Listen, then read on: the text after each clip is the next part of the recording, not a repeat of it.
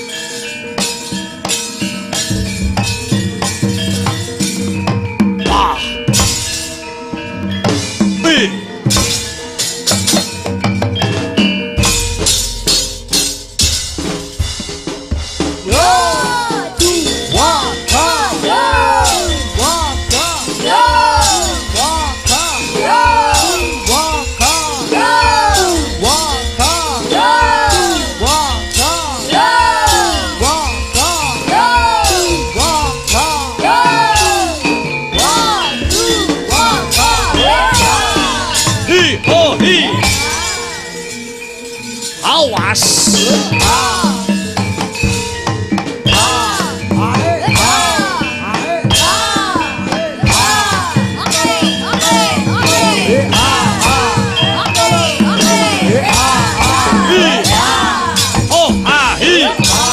Yo, maju.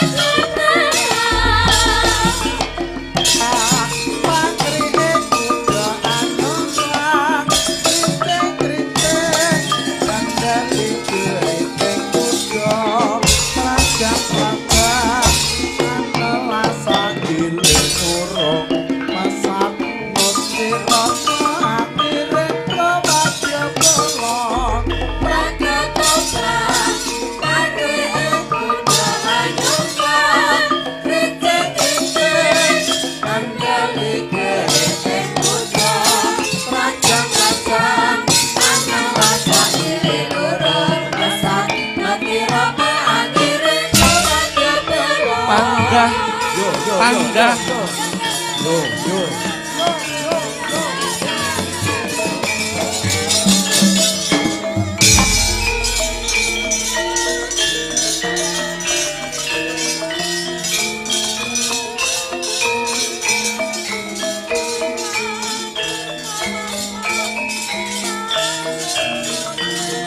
Oh, tak salah.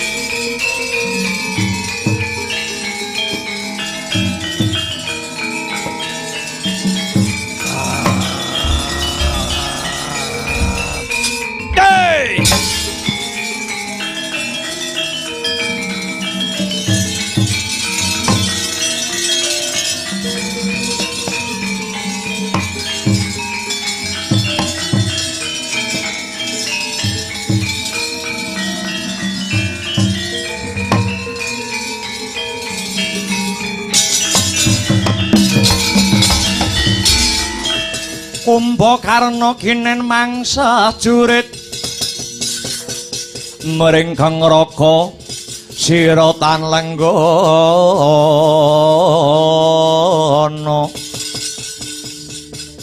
nglungguhi kasatriyane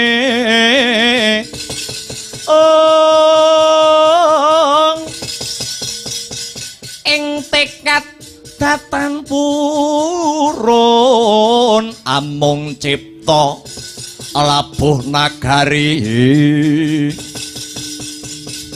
lan oleh yayah rena miwang leluhuripun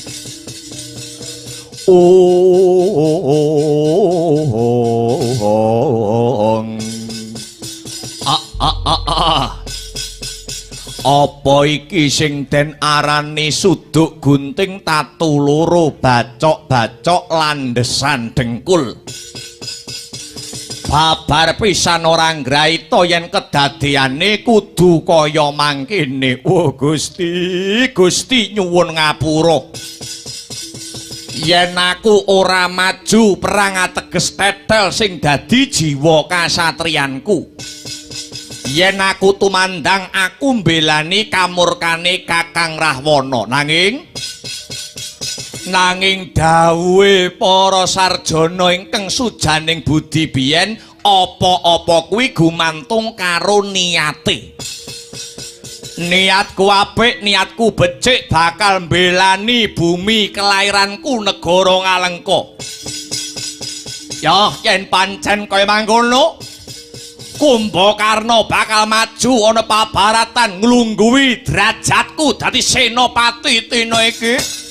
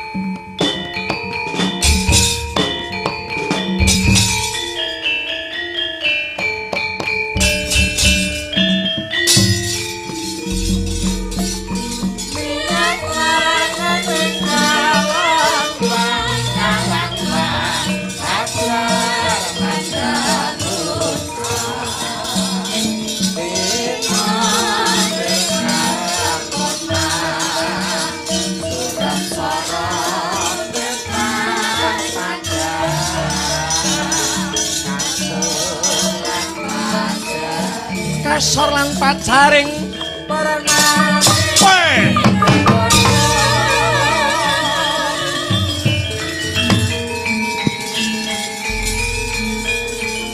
Etian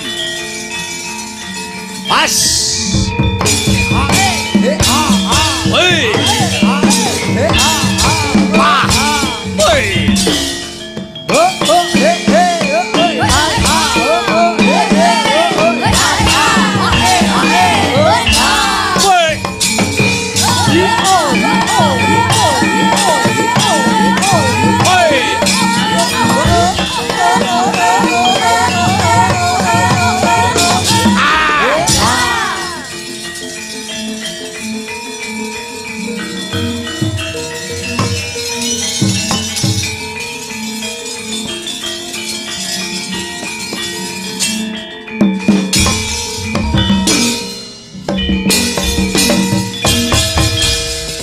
Sigra bala kang tumingal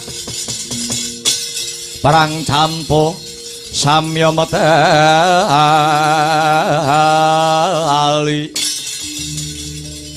lir tatit mileting kata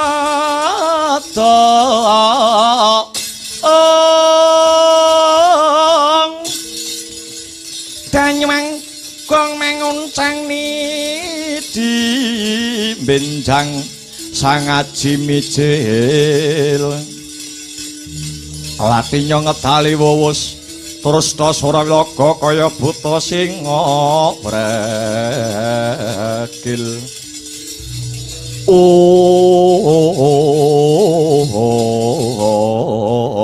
wit ladalah durung suwe anggon kulumaku saka praja negara Ngalengka kepapak wanara kusika seta tegese kedhek ulese putih ngaku sapa kang dadi pragosamu aranku Raden Anoman Senopati Swela Giri Anoman biyen pancen kapara nyata kowe biyen sing nyebabake kraton negara Alengka kobong dening Latu kobar dening Hagni nalika jaman lelakon Anoman obong duk rikala semana pancen bener ayo wadya bala Ngalengka endi senopatimu kon maju rene tak nggo gateng sing dadi ndase etan-etanan eling-eling nalika jaman kepungkur nalika jaman Anoman obong ya Anoman duta sak negara Ngalengka wae iso tak kalahke iso tak kobongake dening geni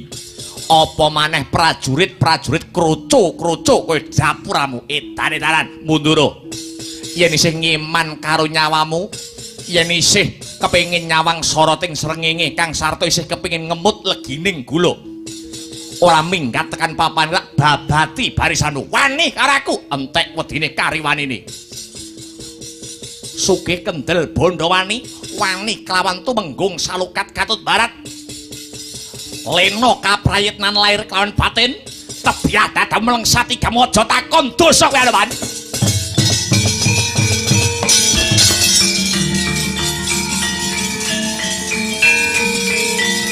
hey ah hi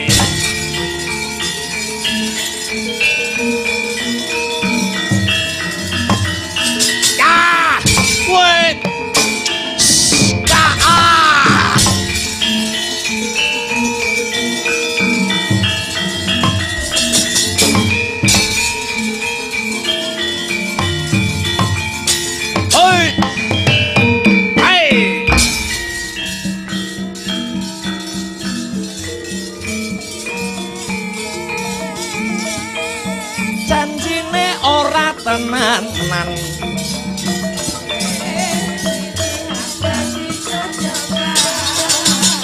bah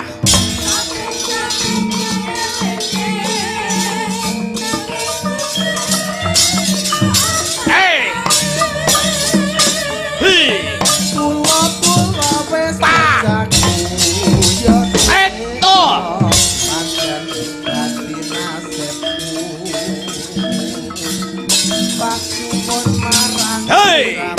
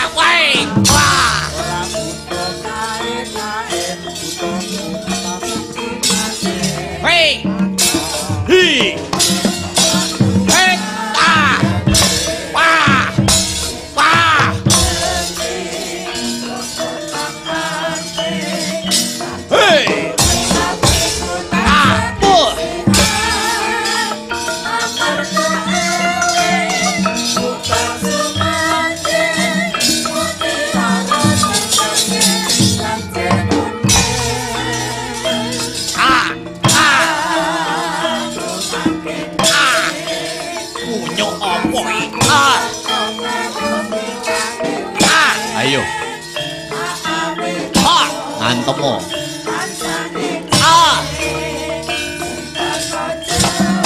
Hei! Ha ha ha!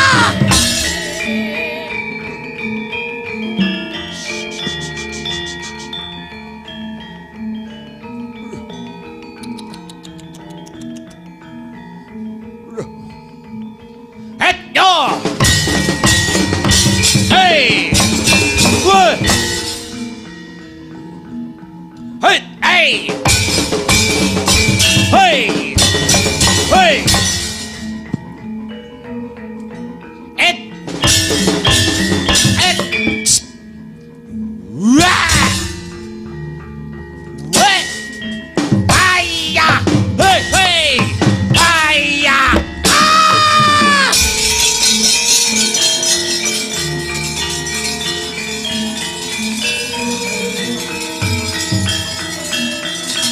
Wah! Ah! Ha ha! Hey!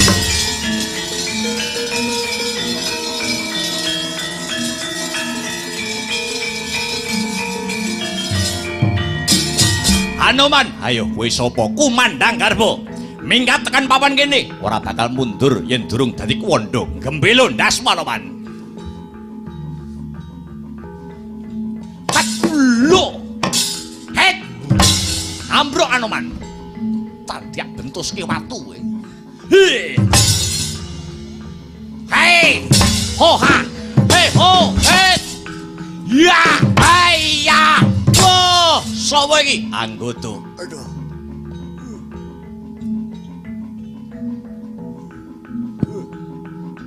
He ho ha. Woyo. He ho ha. Waya. He ah. He he. Down.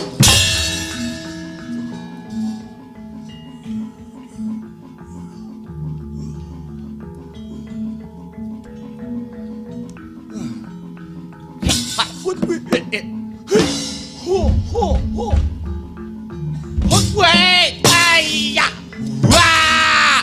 Wah!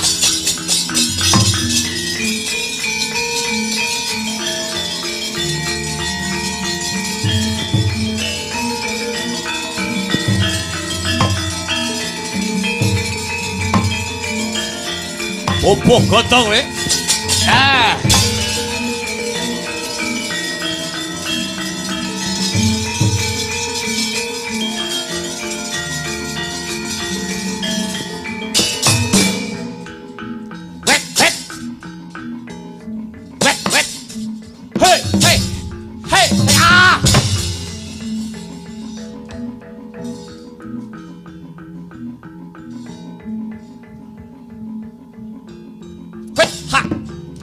Aja mbok goceli. Heya! Wah! Worok leh wongko kowe. Het hei!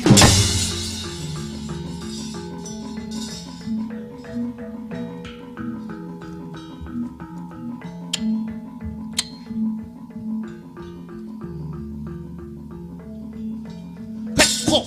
Het ba! Wes ya! Wah!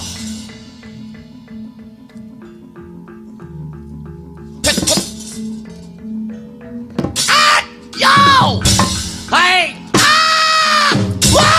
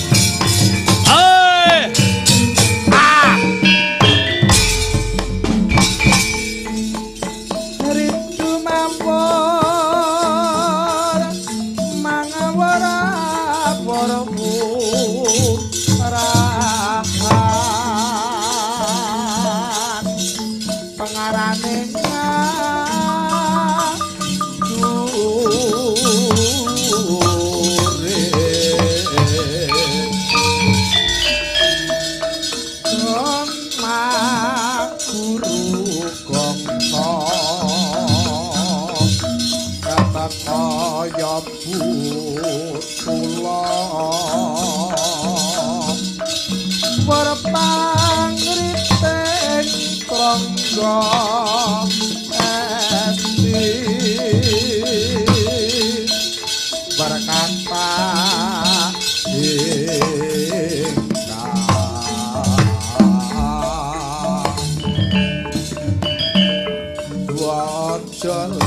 laju sapi. Hei!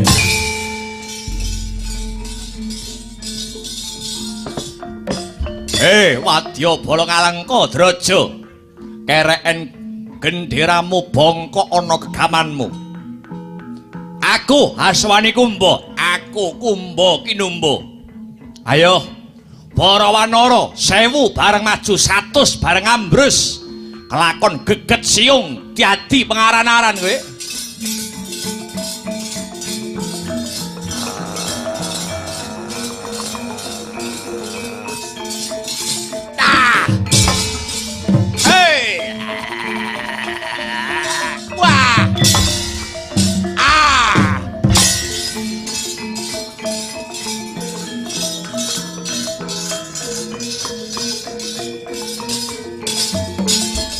Sapa kowe? Senopati Suwila Giri Anoman Yarama Dayamati bali takon. Putra panglebur gangsa Aswani Kumba. Sumingkira ketimbang lak geget siung pengapit bialiaran. Ayo maju rasah kakean cangkem kowe. Duduhna yen pancen kowe anake Kumbakarna. Wah, gaglak limpamu dina iki kowe.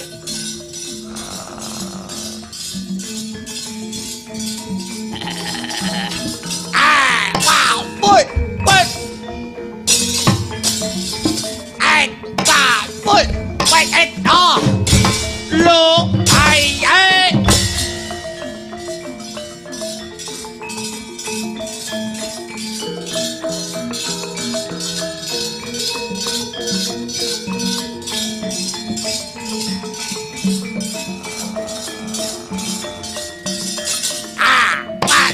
Lo.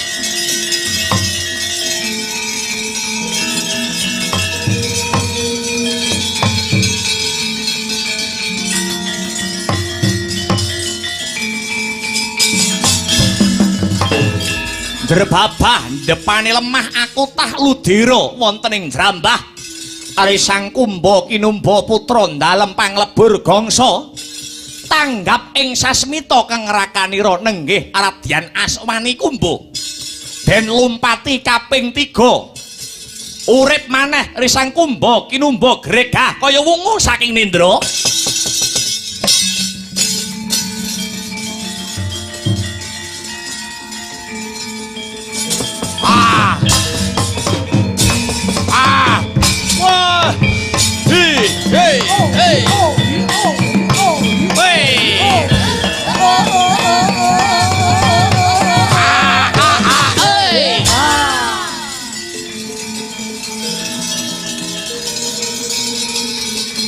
Wah, edian.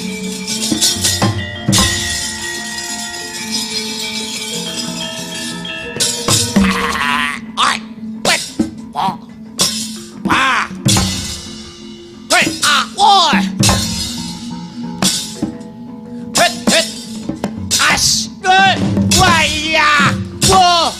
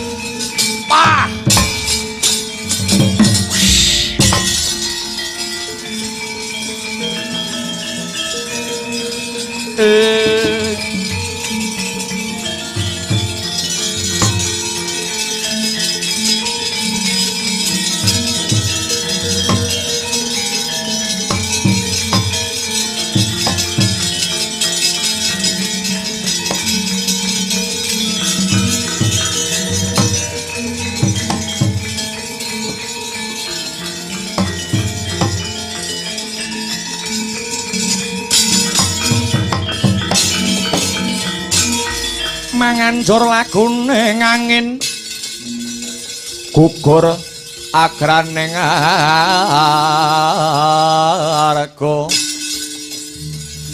Guru Neta areh kagiri kiri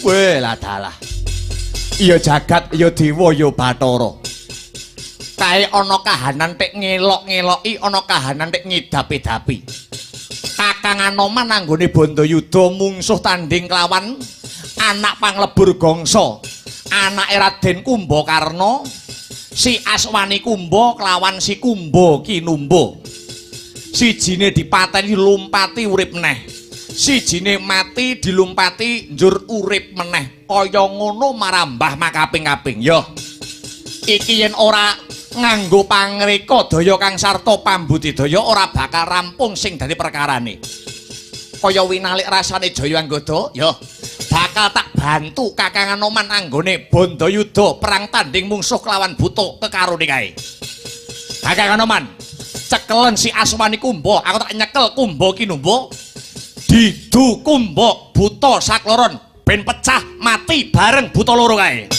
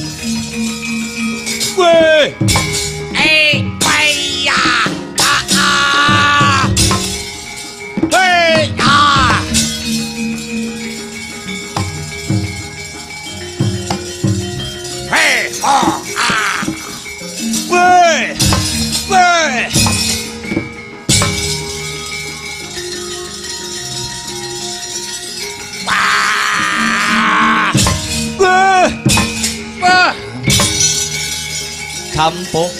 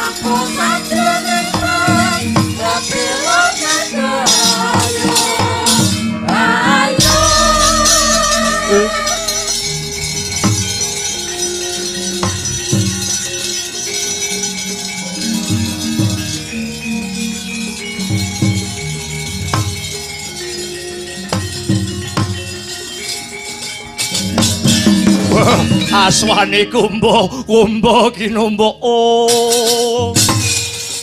Wah, anakku mati.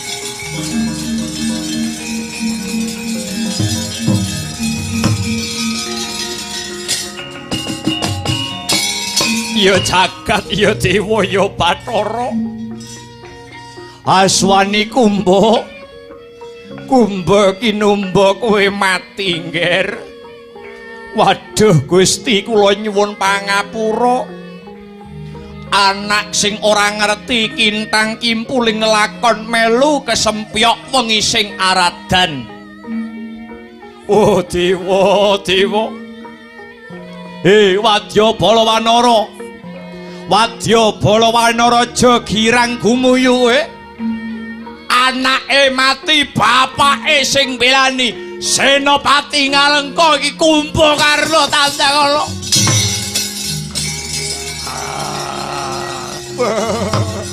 Tuh.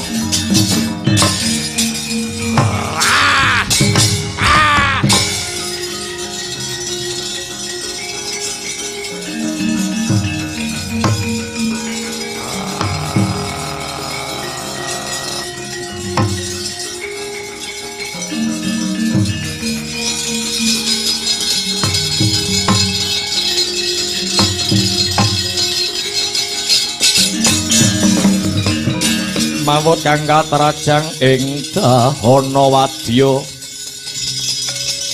sangkep keprabon perang kang obro markata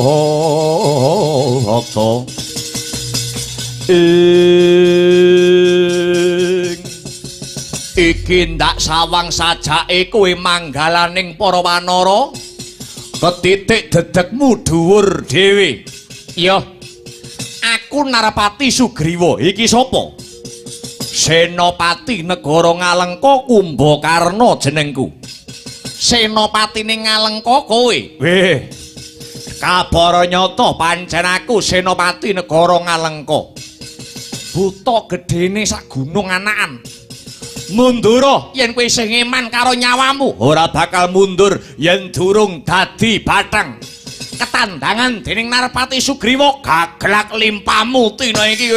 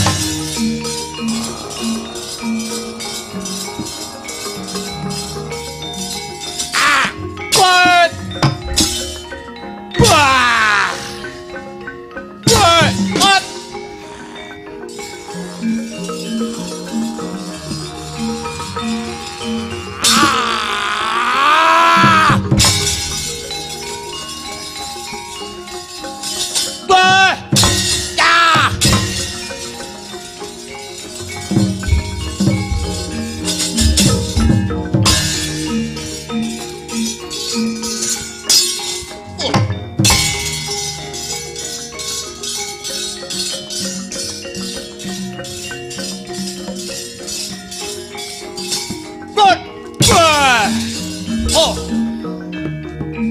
Hey. Ah. Oh.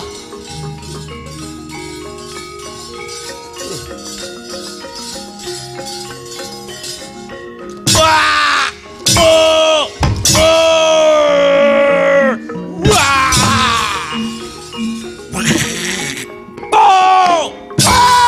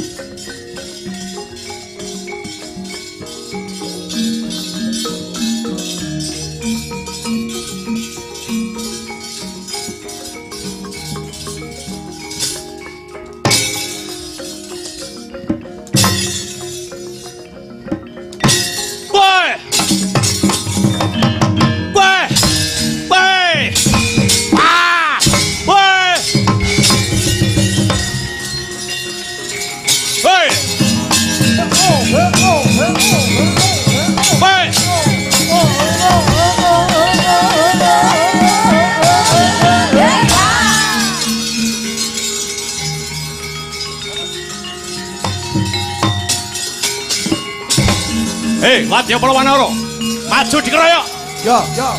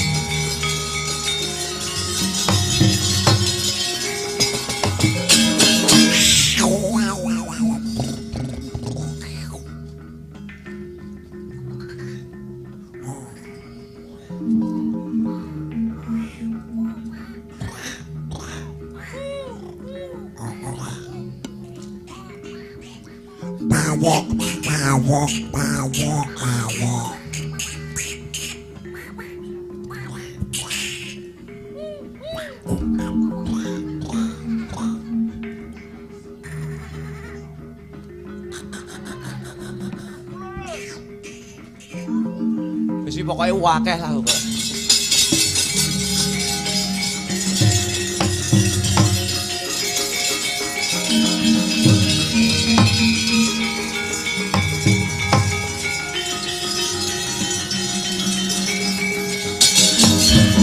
Acarita kaya ta mangkono. Inarayok Wadya Palawanara nenggih risang Kumbakarna. Sirah ana kethek, rai ana ketheke. Irung ana kethek, geger ana kethek. Rambut ana kethek, sikil kiwa tengen ana ketheke yen disawang saka Mandrawa Panyayah Gunung Kethek.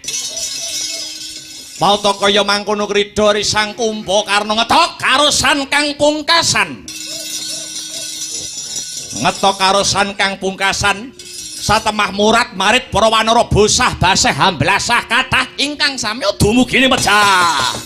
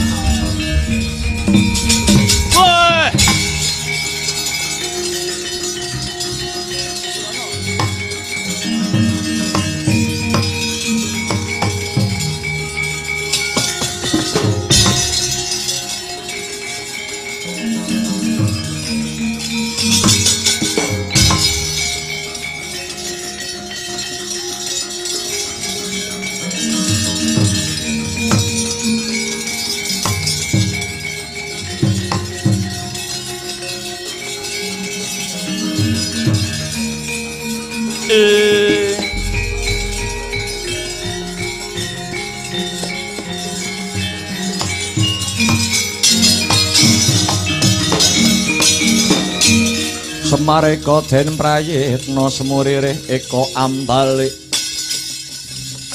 titiyane gandayane trisanya pranama sasi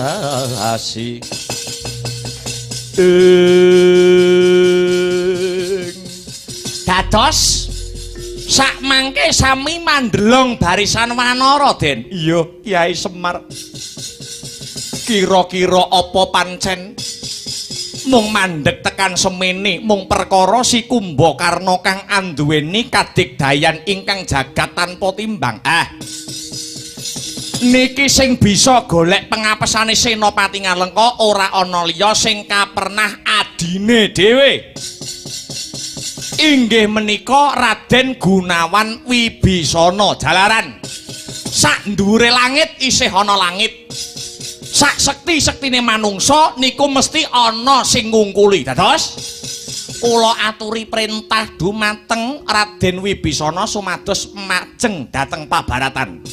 Mapakridane Sang Kumbakarna niki mangke mesti bakale kewiyak sing dadi pengapesane si Kumbakarna, Den.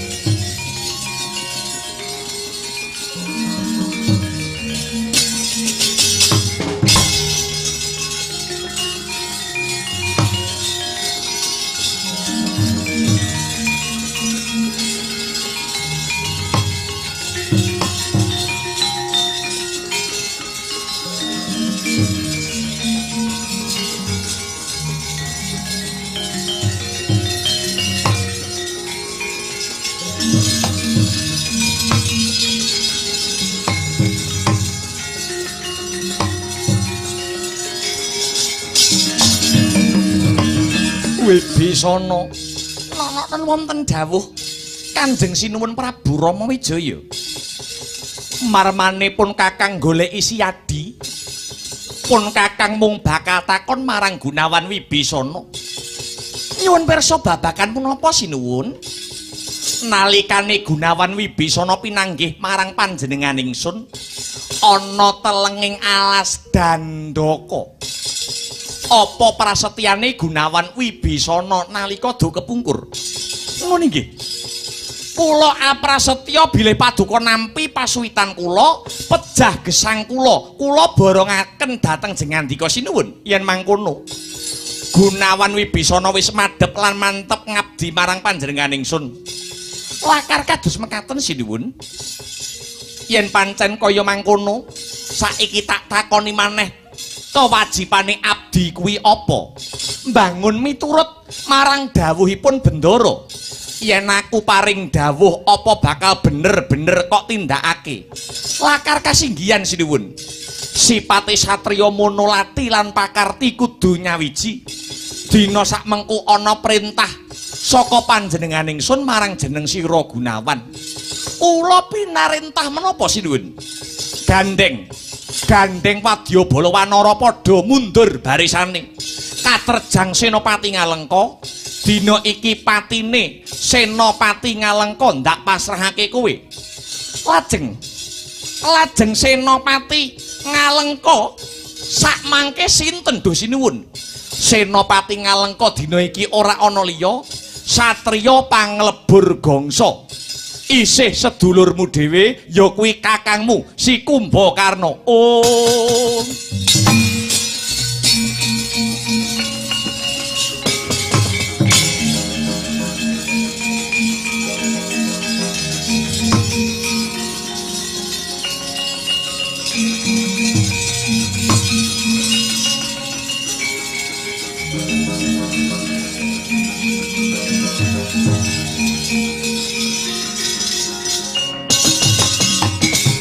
Waduh Dewa, nyuwun pangapura Dewa, paringa kali damar dhateng Gunawan Wibisana.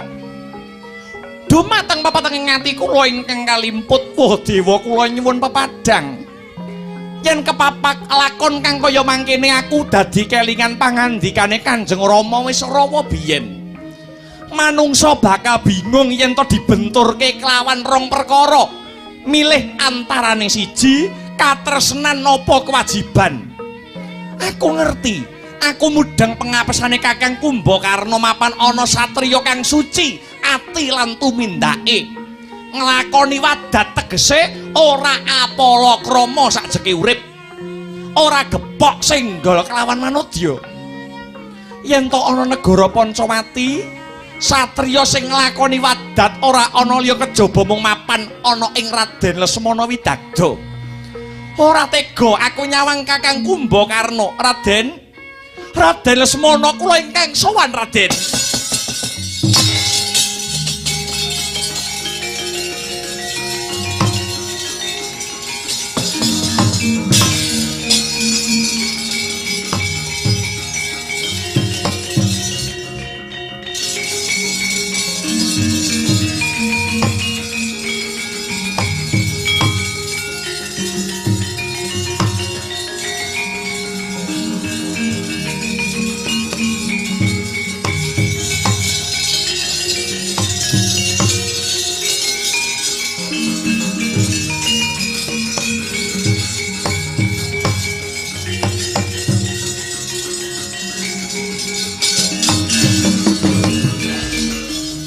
Iki Gunawan Wibisana kang mrepeki Lesmana Widagda. Nun inggih. Malih-malih menapa nampi dawuh saking ngarsanipun Sinuwun Rama Wijaya. Kinen dados sarana pejahipun Senopati Ngalengka ingkang kasarira dening Kumbakarna. Taksih Kakang kula pribadi kamangka kula mangertos bilih pengapesanipun Kakang Kumbakarna kalian satriya ingkang suci lahir batinipun turta nglampahi wadat tegesipun sakjeke urip mboten apalakrama mboten gepok senggol kalian wanita inggih namung paduka Raden Lesmana Widagda ingkang saged anyarirani jejibahan kala mau. Kakang Kumbakarna sampun samapta ing gati sawega ing diri kula aturi hanglepasi jemparing supados enggal sumisih pedhot kamurkan menika do Raden.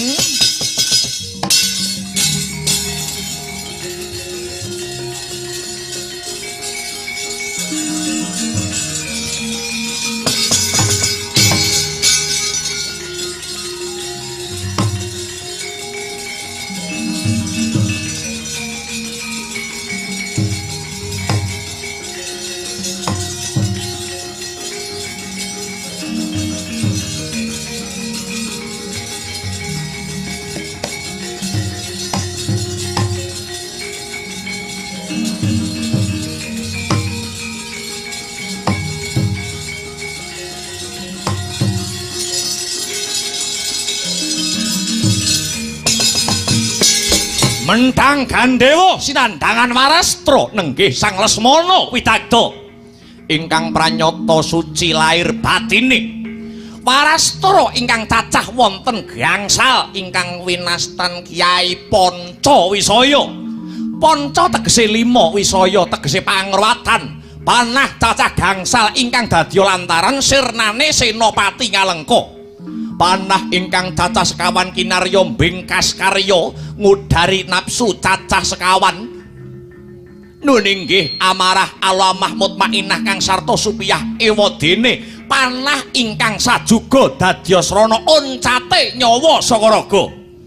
Jumebret suarane kaya halilintar kebat kaya kilat kesit kaya tatit. Ngenani pener diadhane Risang Kumbakarna tembus jantung butul walikat. Ugur Senopati Ngalengka.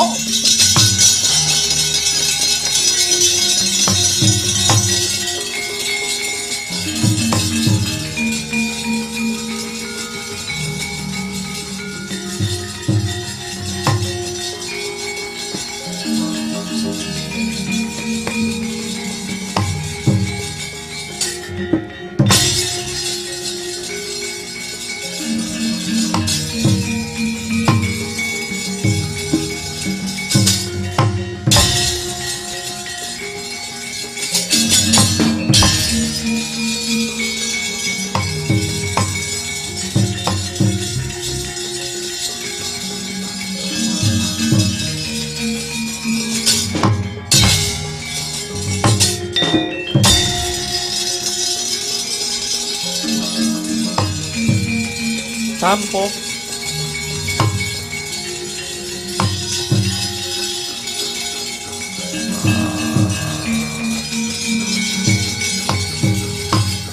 Jiwa mancing.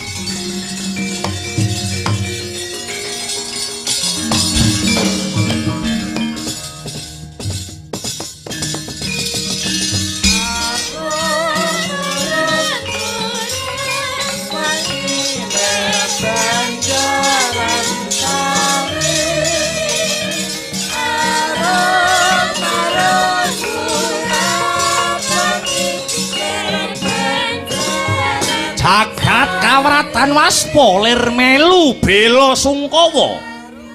Mangkono anggane Sang Kumbakarna kang wis meles dening Ludira mesem jroning Wardaya marem krana wis ora maos paripurna jejibahaning Senopati. Gugur dadi kusuma bangsa.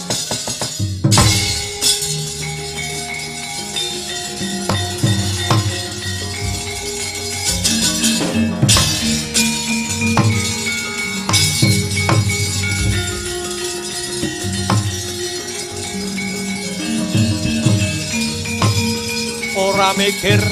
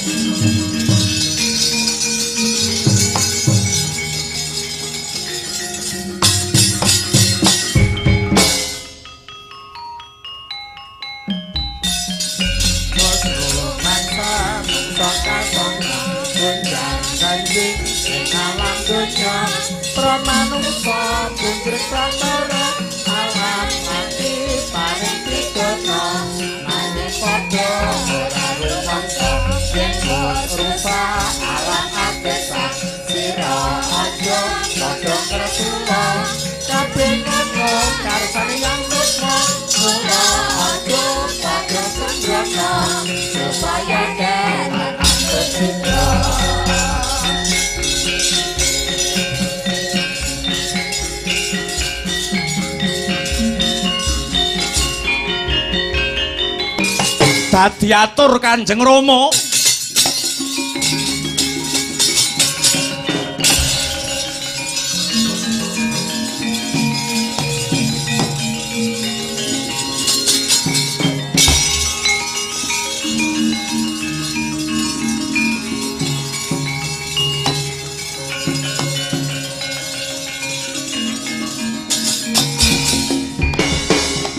Kinutang-kutang tansah bisa lalati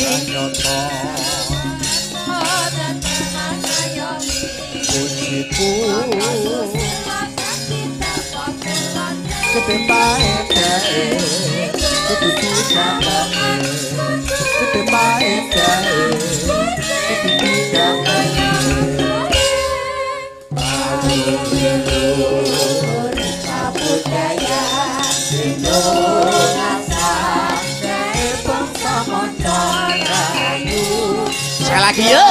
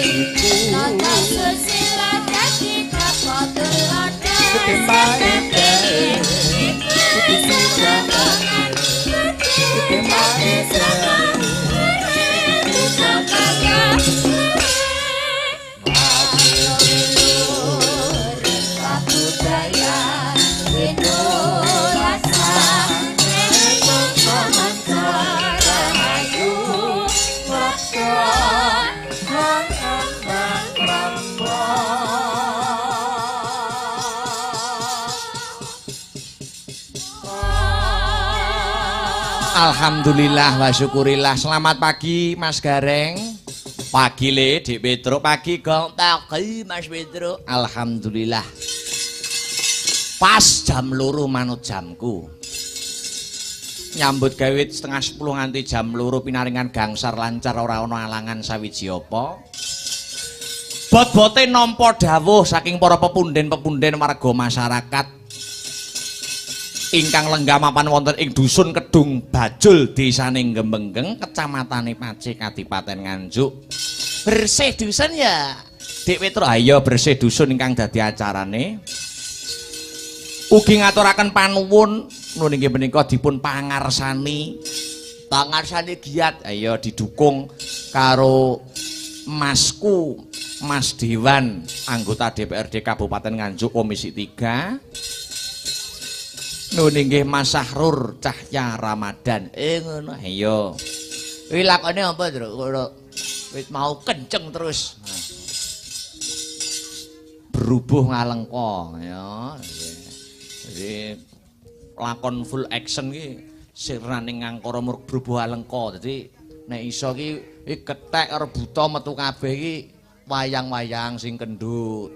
Tudinge kuwi iki didandani sik. Ngono. Ben ora biayaan. Ya, mengko bingung to ya nek serepe nek renek. Iya ya Le. Ya dikendhani dhisik Mas Heru bawa. Bebas Mas, mengko diaturi sak langgam sik apa? Pelok barang. Ya, pelok barang.